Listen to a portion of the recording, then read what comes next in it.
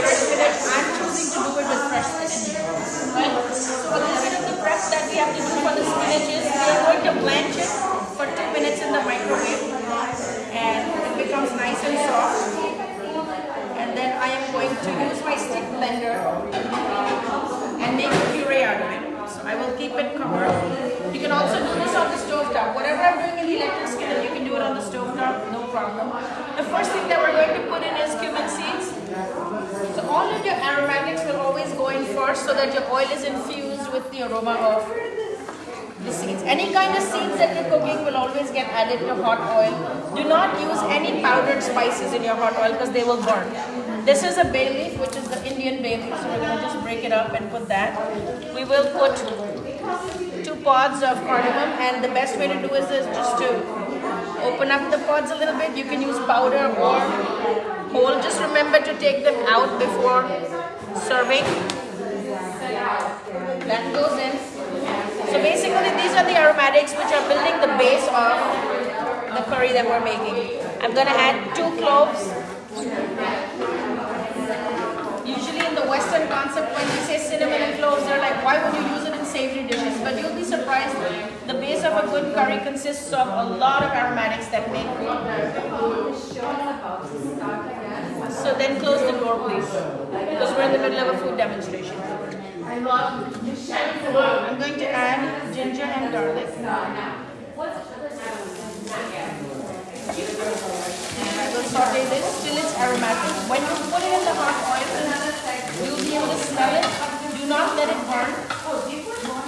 The next thing that we're going to add is the onions. All my cookbooks have measurements, but when I cook, I don't measure anything. I can cook for about 20 to 30 people without measuring. And that's something that your intuition teaches you, experience teaches you. So the biggest challenge of understanding good Indian cooking is how brown should the onions be and the actual browning of the onions. There are certain dishes that don't require your onions to be fully caramelized, and certain others, please close that door, and certain others that require them to be completely brown. Now the question that always pops up, how do you know if you have to use red onions or white onions? If you want a dark colored gravy, like a korma, like a brown korma, then you will go with the red onions because it's going to make your dish a lot darker. Like it's literally going to be the color of your sweater, like the chocolate brown. And if you want your curries to have a little bit of a sweet undertone without actually using sugar, but being softer on the palate and not being very intense, then you will use white onions. Okay, so that's how you know. So I'm going to constantly stir this because in this there is no way to simmer it or turn it down. If this was a stove top, you can always control the heat that is going in. You can already smell the cumin and the onions and the ginger and the garlic. So you will constantly stir this. I chose to bring a big pot so that everybody can see, and it's just easy. It's not very deep, but it's wide. You can actually see it. The next herb that I'm going to add is this. It's called a dry fenugreek herb, and basically it's a green that grows in the ground, and then when it's harvested, it is actually sun-dried and it gets reduced to this. You can also do it from fresh fenugreek, and you can dry that in the microwave or your dehydrator, but these are usually sun-dried. And every time you use them, you actually take them in the palm of your hand and crush them a little bit. The warmth of your palm will generate a lot of the aromatic qualities of it, and then you're going to add it to the onions. And it has a very earthy taste, especially in North Indian cooking. When you combine it with things like cumin and garlic and ginger, it gives a really nice earthy taste to all of your dishes. I could have chosen to use fresh tomatoes, but for the purpose of saving time, I'm using tomato puree. You can absolutely do this with fresh tomatoes as well. There is no hard and fast rule.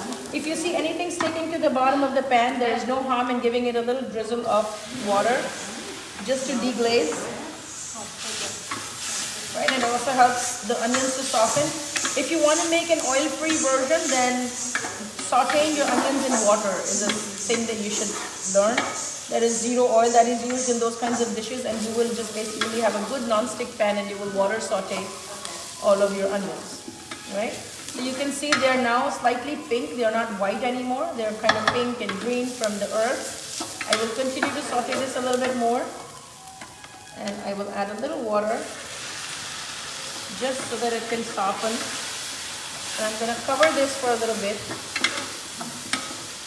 so that I can focus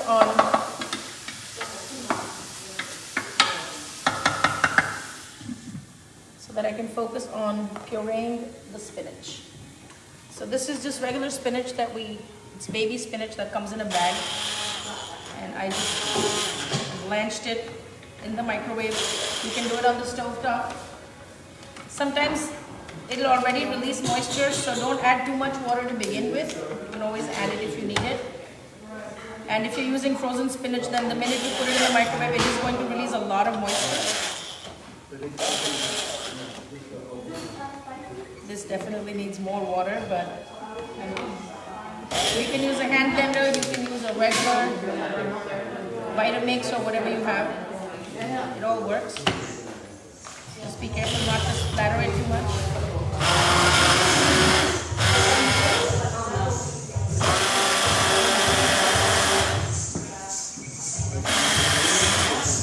It's going to start looking like a green smoothie, but it's not. Keep an eye on this so it doesn't burn. So when you're in the kitchen, you multitask, right? And it teaches you how to keep your eyes and ears and nose and everything open at the same time. So it is becoming more and more brown as we speak. I'm not going to make it super dark because I don't want a bitter bite to my curry.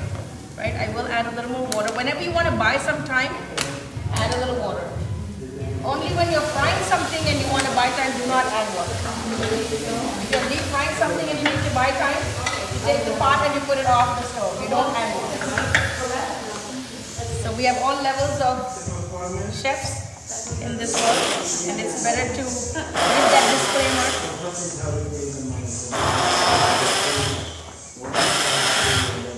Today in our food booth, we are selling samosas, we are selling chai, we are also selling some desserts. Anybody wants to take a chai break, they can obviously walk over there. Sabrina will be more than happy to bring up the chai for you.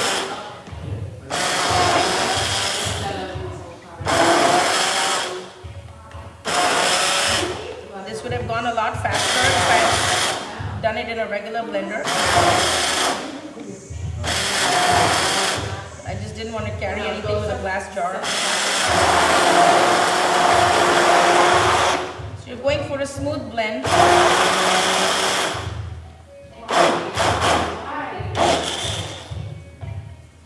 That's about it. Now we can focus our attention back to a lot of recipes that you see. They actually will saute the onions and tomatoes and then run that through a blender as well, and that like makes a super pureed version of Indian food, which I don't appreciate, because I feel like if you're anywhere between 8 months old to 80 years old, you should be able to enjoy some textural contrast in your dishes. Well, the texture. Yeah, so I like to keep the onions intact, but I like to cook them down so that they'll make a nice base for my curry. And this is as brown as I'm going to allow it to get. I'm not going to make it super black. So they're sweet by now. You can see the edges are brown. They're falling apart. And whenever you feel like you need to help it along a little bit, you can always take the back of your ladle and press it down. That helps. Time for adding the tomato puree. Like I said, you can add fresh tomatoes as well. I'm going to add 3 of these spoonfuls. Don't measure anything. Just give it a gentle stir. You see how much I rely on water so that I don't have to rely on oil too much. And it's a practice that I actually had to learn. It took me a while over time to even appreciate the taste of less oil. Because traditionally, the family that I married into, my mother-in-law cooks with a lot of oil. And her concept of a good, well-presented dish is that if there's no oil floating on top, that means I didn't do my job right. So she would look at it and she would like, nah, I can just tell from looking at it, it's not working. And I've had to hear it many times. But I'm still married to her son after 25 years. So clearly, the way to his heart might be through his belly or somewhere a little bit lower, I don't know. Wow.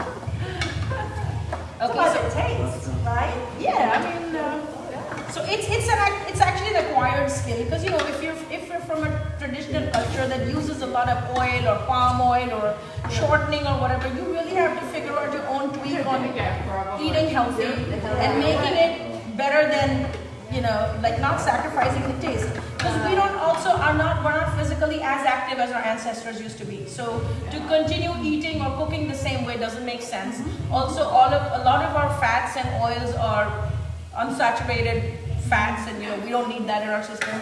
Our bodies really don't know how to process it. I used to like olive oil, and that too was a learning experience, because everything used to be made in corn oil in my in-laws' house, and I was like, no, I'm not using that. So it's definitely a learning experience, and the more you get into the kitchen, you will understand how to respect your medium and draw out the maximum flavor. So Indian food is really all about flavor.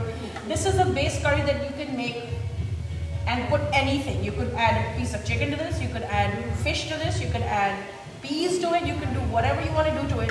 But if you know how to saute the onions to the right doneness, add these aromatics. I'm not saying you will have all of these herbs. If you have pumpkin pie spice in your cabinet that's going bad, stick it in there. It's going to really give you, believe it or not, it's going to taste really, really good. Okay, so I'm going to add just a little bit more water. And then now is also the time to add, now remember, I've added a lot of water to this spinach, right? So whenever you add tomato to any of your curry dishes, the first thing you add is the salt. Whether you're using fresh tomatoes or frozen tomatoes or canned tomatoes, add the entire salt for the dish into the tomatoes. That helps to draw out the moisture and make the paste like consistency much sooner. Okay, so you can see this used to not look like this, right? But just as soon as you add the salt, it starts to come together. We are going to go ahead and add all of the spinach. Waste nothing. So stir it out. And a lot of times people say, oh well, don't touch your food, don't do this, don't do that. But I'll tell you something. Sometimes when you give the exact same ingredients to two different people, their food will taste different, because our hand is the thing that transmutes the love and puts it into the food that you're cooking. All the raviolis, all the nannas who make all the pastas, and all the aunties who make all the rotis, there is something that is magical in the hands that touch that food, which is why when they're gone, you miss it, and you're like, oh, I wish I would have filled my freezer with my mom's cooking before she died. So don't let it get to there. Learn your traditional recipes, tweak it to your taste and lifestyle, but definitely take the effort to preserve them. I think it's super important. And a lot of Italian families have everything written down. They'll have recipe cards that have been passed on from generation to generation. Unfortunately, a lot of the Indian cooking and a lot of the other traditional methods, it's a lot of word of mouth and actually assisting your elders in the kitchen that makes you learn a lot of your dishes, right? Okay, so I need everybody to just walk up and see how it's simmering. I am going to reset this button for one moment, but you're welcome to step up and take a look at it. And also I'll tell you a secret about how to keep the spinach as green as possible.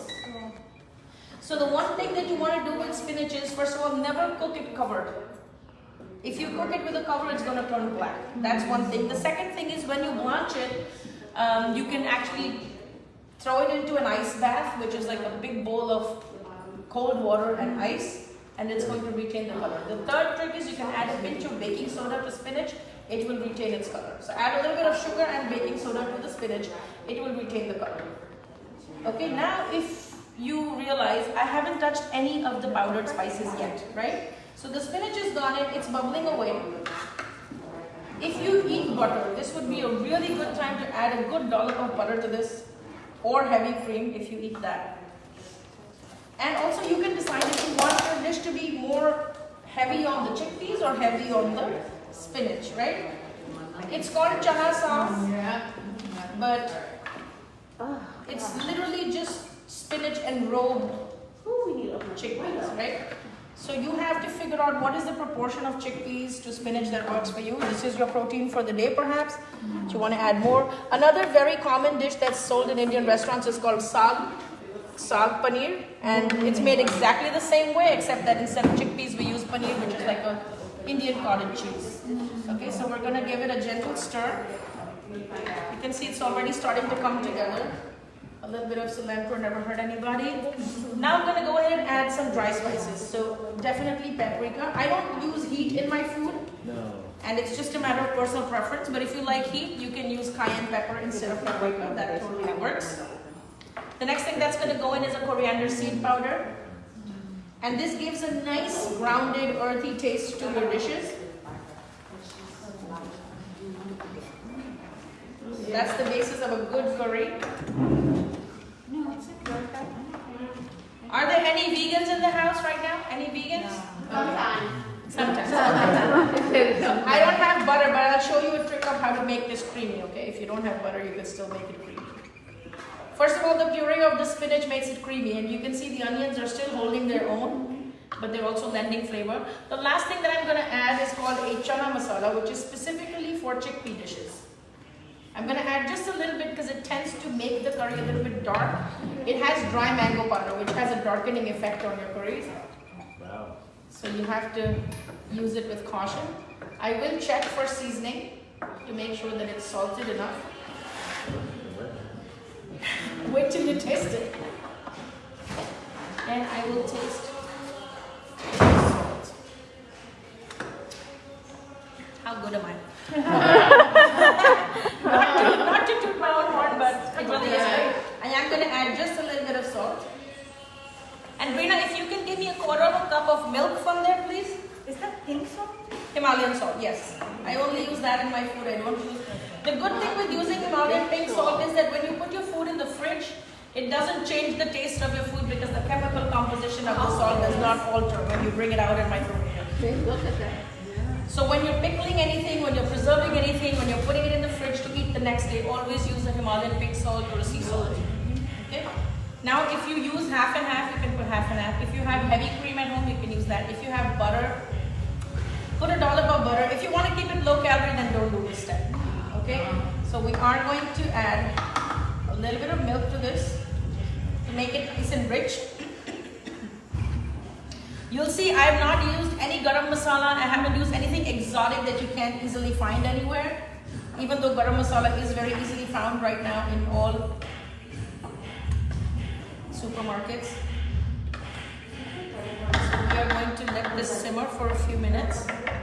And it's going to be ready to eat. I will also tell you the secret of how you know when an Indian dish is ready. When is a curry ready, and what is the secret of how do you know when it's ready to serve. We will finish this off with two things. One, which is the dry fenugreek herb, which gives it that nice earthy taste. And this you can add even after the cooking process. So different herbs can be added at different times of the cooking process for different flavor. So that's gone in. I'm sure you can smell it by now. It's very aromatic and it has basic ingredients. I'm going to put some cilantro. Is that dry cilantro? No, green, fresh cilantro. There is no such thing as dry cilantro. The seed of cilantro is called coriander seed, and that becomes this brown powder that I put in. So it's not like parsley or the Italian herbs that are dried and used. It doesn't taste the same. It does not have the same flavor. Now I'm going to cover this and let it simmer for about a couple of minutes. What happens when you simmer something, especially if you turn down the flame?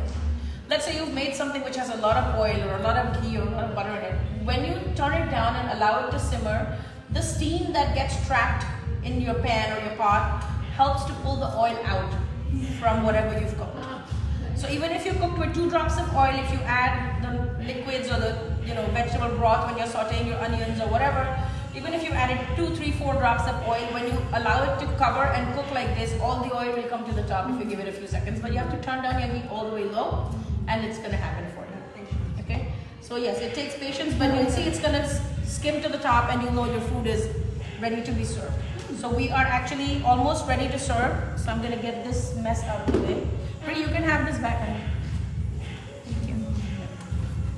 And if you can lay out some of the plates for serving. So again, this is chana masala. This is chana saag. Say that again. Chana saag. Chana masala. If I don't add the greens, then it's going to be chana masala. Oh. When you add the greens, it's chana saag. That's the difference. Yeah. So chana means chickpeas. If you just added the water and let it simmer, then you have chana masala. That's it. You would add a little more of this masala powder in that case.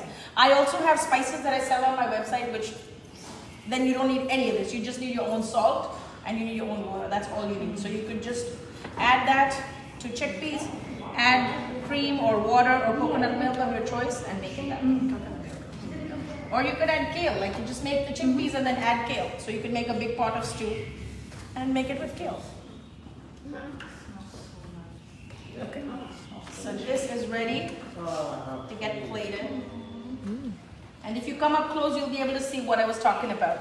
So you see all these little droplets of the fat that come onto the top? These little droplets, that's when you know that your curry is ready to be served or it's ready for the next step. So even if you're just making the onion and tomato paste and you cook it to the point where all of the oil comes to the top, then you know it's ready for the next step. So that's the key factor that tells you that it's ready to move on to the next thing. And if you added the ghee or the butter just for flavor all the way in the end, that's a great finishing touch. And also the paprika, when it mixes with the oil, you'll get this orange kind of a hue. I did not use any turmeric in this dish, by the way. That's the spice that's missing. I inconveniently forgot it, but it'll still taste great, okay? So when you see the mix of paprika and the fat that you used in your food come to the top, that means your curry is ready. You can zoom in and take a look. And I'm sure you can smell it as well. I covered it for a little bit because I was already using the chana masala powder, which has the dry mango powder. If you left it uncovered, you can just have a greener looking spinach, or then you can add a pinch of baking soda and some sugar and it will maintain its green color. So those are some of the tips and tricks that you could use. Okay, and then depending on whether you're going to eat it with rice or bread or whatever you want to eat it with, you can make it thicker or thinner. You can add some coconut milk to it if you want to make it a little bit richer. You can add cream, you can add butter. Most restaurants actually finish these dishes off with heavy cream and a tempering of garlic and butter. And then they put it in a little serving dish and you eat it with the naan when you go to restaurants. Right, so I'm going to scoop this into, just be very careful, it will be very hot. Can you use chickpeas from the can? Or This is from the can. It is from the can? Yeah, yeah. I make as much as possible from supermarket ingredients so that nobody should feel like, oh, it's too exotic. I need to go to Jackson Heights. No, you do not need to. I don't even go to Jackson Heights, so nobody needs to go to Jackson Heights. So I'm going to start putting small portions in here. Please blow on, and be careful if you see the cloves or the cardamoms. Do not bite into those. Take them out. Yeah, just be very. I'm going to try to see if I can find them when I'm plating it out. If I see it, I'll be able to take them out. But if I don't see it and I miss it, please don't hate me. Just everybody be responsible for your own portion of it. You can grab spoons from here and help yourself.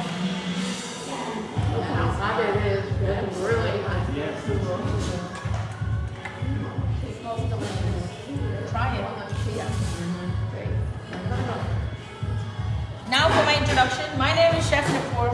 Okay. I'm the owner and the chef of Queen's Curry Kitchen, a plant-based meal delivery service in Manhattan, Queens, and parts of Long Island. I started my business as a spice manufacturing company, but in the middle of the pandemic, I had to pivot because a lot of people in my community were not having access to good food. And so I started bringing it to some of my neighbors, and then from there it took off and everybody wanted some. So here I am, 2.5 years later, still doing it. We still feed COVID families for free, and we've been doing that from the day we started. So if anybody has COVID, they get free food from the Queen's Curry Kitchen. Till the time they call us and tell us to stop the delivery, we don't stop the delivery. So if you know anybody that has COVID, and if someone's a little bit extra adventurous, you can put some raw onions and some cilantro on top. It will taste even better. So yeah, sure. I love cilantro. Oh my God, yes. Also, ginger juliennes taste really good on this as well. Thank you so much. You're welcome. No, I don't. I don't like kiwi. You want it with the cilantro? Cilantro? Sure. So we can put it. Very lucky. Smells so aromatic. Right. And then I need Adina to film the reactions of, I know it's super hot and it's hard to eat eat right now, but Good, but hot. good, but small size. You want to try some? No? Oh, you got some? Okay. Waiting to. Oh yeah. So how long did it take us? Like less than 15 minutes? Yeah. Less than 15 Yeah. minutes? If I wasn't talking, this would probably take about even lesser. Very good. So you are not very far away from eating a good Oh, all right. home style meal on any given day of the week. You can make it in a big batch and then good. And it doesn't need to be spicy. No, it doesn't. So spices like black pepper. We say Indian food is too hot. Some of the biggest myths about Indian food that is hot. Oh, So any kind of heat, like chili peppers, Steven, bird's eye chilies, or red chilies that you put, it's like black pepper. You can control it. Like I didn't put any heat in the food and it still tastes good, right? You could add cayenne pepper, you could add bird's eye chili, you could add jalapenos, whatever kind of heat that you like that works for your family, add that.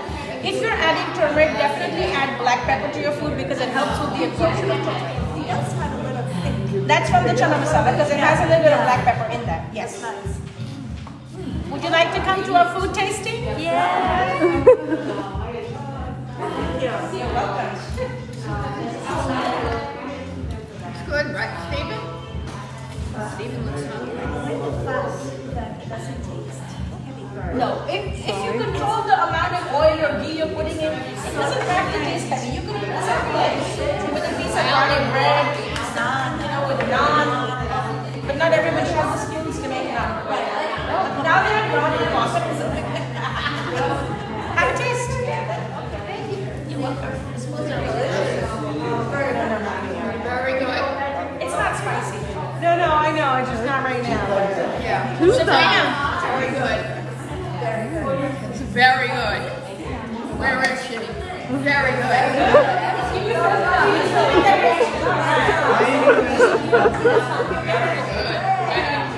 And then the next food demonstration is going to be at 2:15. We are going to make the vegetable pulao. So I'm going to make them from frozen vegetables that you get in the supermarket, a little bit of basmati rice, and the same thing that you see right after the It's delicious. Thank you. Enjoy.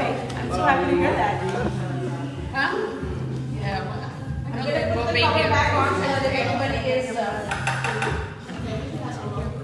Yes, that's my card. You can wear it for parties. I also do a very good fusion menu. I don't only just do Indian food. I do a fusion menu. So I do fusion Indian, Mexican. Yeah, Indian Tex-Mex. Yes, I do like the fusion Indian Chinese. I do a lot of it. I mean, you cannot live in Queens and run from that, right? I've lived in Queens for 25 years and I absolutely love it. So I experiment with everything. I do some fusion Indian, Korean. I try. Thank you so much. You're very welcome.